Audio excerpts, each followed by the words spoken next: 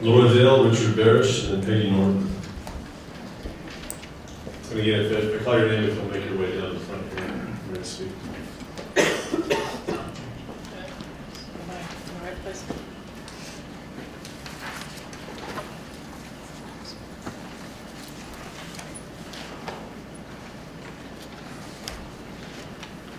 President and council members, yet again speaking to the issue of the public access channels and what we consider to be an egregious violation of the city codes and regulations in terms of how that contract was dealt with and how it's being handled now.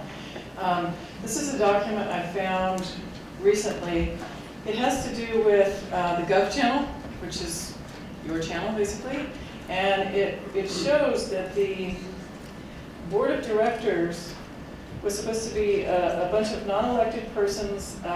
There was supposed to be nobody on it who actually was involved with the Gov channel, and yet your Dave Matthews has been sitting on the IPEG committee since 2002 until, I don't know, recently, 2013 or 14, taking in funds for himself as the Gov channel on the IPEG committee in the millions of dollars.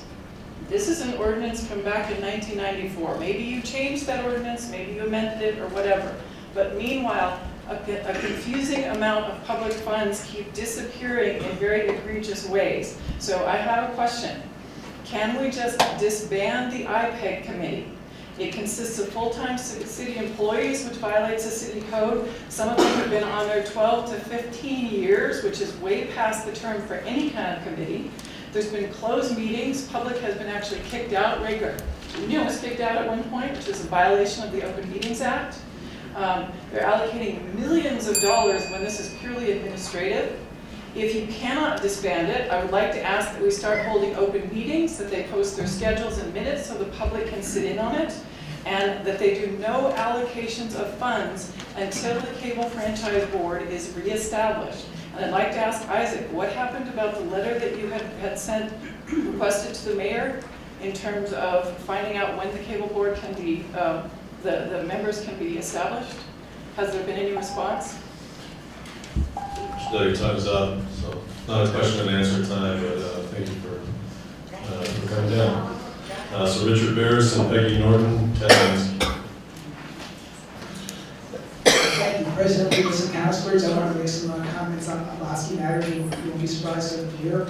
I want to urge the council to introduce a resolution and to adopt the procedures that were agreed to by all of the members of the working group, including the city. The procedures that were used in this last round for Boston Project